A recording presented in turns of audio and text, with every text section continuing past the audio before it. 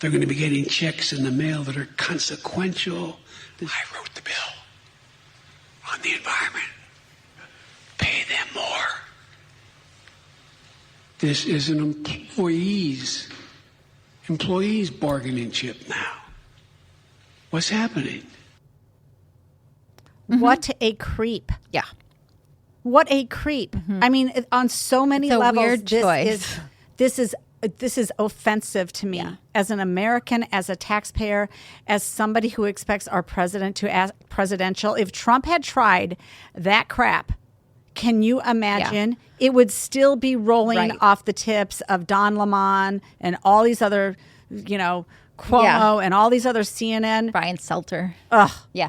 No, I mean, well, you think, They only wish Trump were back so that they could get their ratings up. But they're not covering this. No. Well, what a creep show.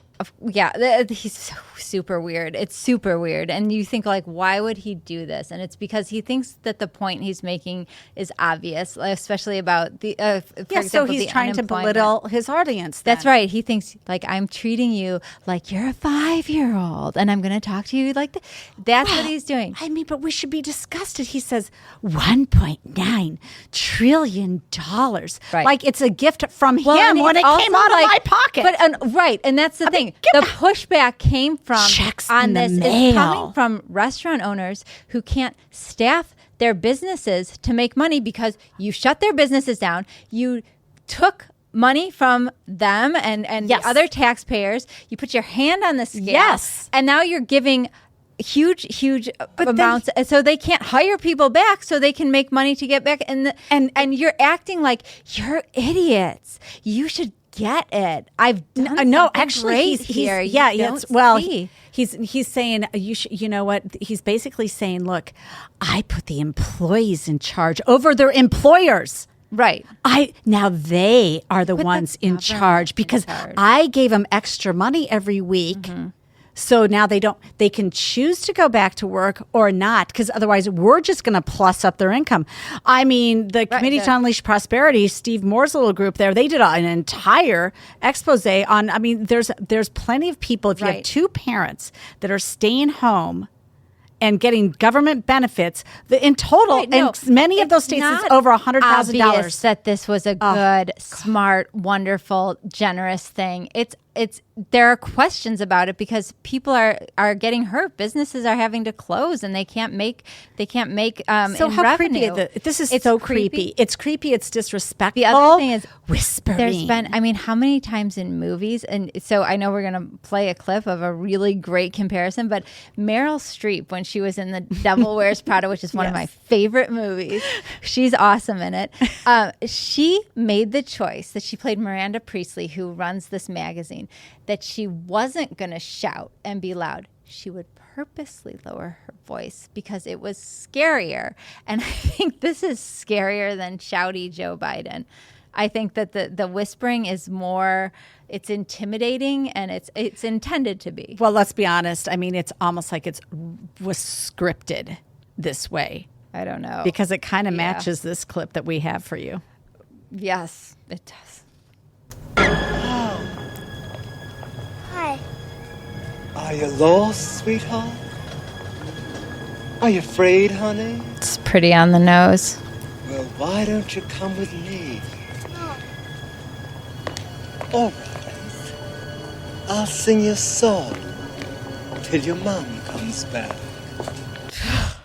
Oh, I know. But of course it's from Poltergeist. There was literally, but it is creepy. It's just as creepy what he did, and it is belittling. But I mean, there's a 7-minute YouTube video that is a compilation of just images of Joe Biden sniffing women's hair, little girls' hair. That's true. It's just, the guy's he's so bizarre. And the Democrats own him. The Democrats own him. You wanted crazy? You got crazy Uncle Joe Biden.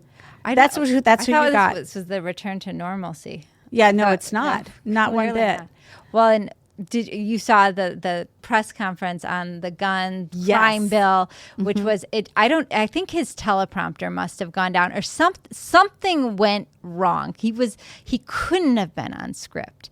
But I don't know how his staff stood to the side watching that and was like, 'cause like, you know, he's starting to look like the 78-year-old starting to look like a 108-year-old.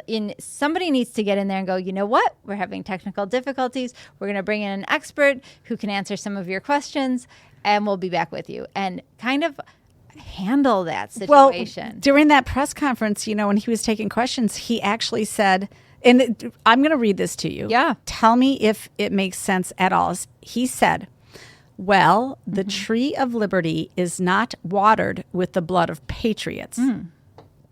What's happened is that there never been, if you want, Yeah. I can't even read it because it doesn't make sense. Let's start so again. nonsensical. Okay. Well, the tree of liberty is not watered with the blood of patriots. What's happened is that there never been, if you wanted or think you need to have weapons to take on the government, you need F-15s or maybe some nuclear weapons. Right. Like that. I mean, That sounds like, first of all, almost sounds like a threat. well, I honestly, Yeah. we always have said the tree of liberty is watered with the blood of patriots. We actually have said that, so I don't see why his saying is because not. it's actually a true statement. It's actually a true statement that it has been. And then he's basically saying that, you know, don't mess around with your AR-15s. Why do you need those when if you really want to take on the government, you're going to need an F-15 or some nuclear weapons? What the hell's this guy talking about? Nobody wants to. No, It's one a gaffe weird after thing another, to but this say. latest one with the whispering. I know. And don't you think that our adversaries, Putin, China, the Iranian mullahs, don't you think that they are watching this and calculating their next moves? Kim Jong-un. I mean, China has taken over Hong Kong's electoral system. I don't think that would have happened under Trump. That is was people were hoping that China might move toward greater democracy, and that was really a final blow against it. Was China taking over the electorate? That would not have happened under Trump. I don't think so. You know, I agree with you. President Biden has shown no leadership, no ability to stand up against Putin. I mean, he just gave him a carte blanche to open up his Nord Stream a gas line going into Germany. He's not stood in. That was a disaster. So inviting the Queen to the White House, like she's going to come to the White House, I don't think so. I mean, he is an embarrassment, and he's made the world less safe. Yeah. In the brief time that he's been in office, about 5 months, he's made the world less safe. And now, when you really see what he's like, it's a very scary proposition to have him in charge of the nuclear codes or our military. Yes. Also, it's scary to think of Kamala being in charge. I mean, I just don't see a good she's no better either. solution There's coming not a out good of this. solution.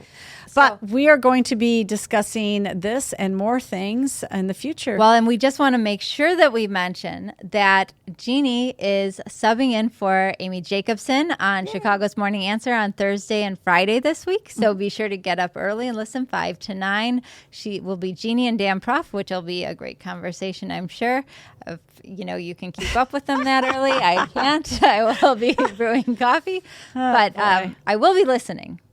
Well, great. And we want to thank AM 560 and WIND for highlighting our podcast on their podcast list and all the other folks where you can find our podcast. Kathleen, what is that list? You can get our podcast on what, Spotify? You're going to get it on Spotify, Apple Music, and we're on Libsyn also. Okay, terrific. Great. So join us next time. Thanks for listening.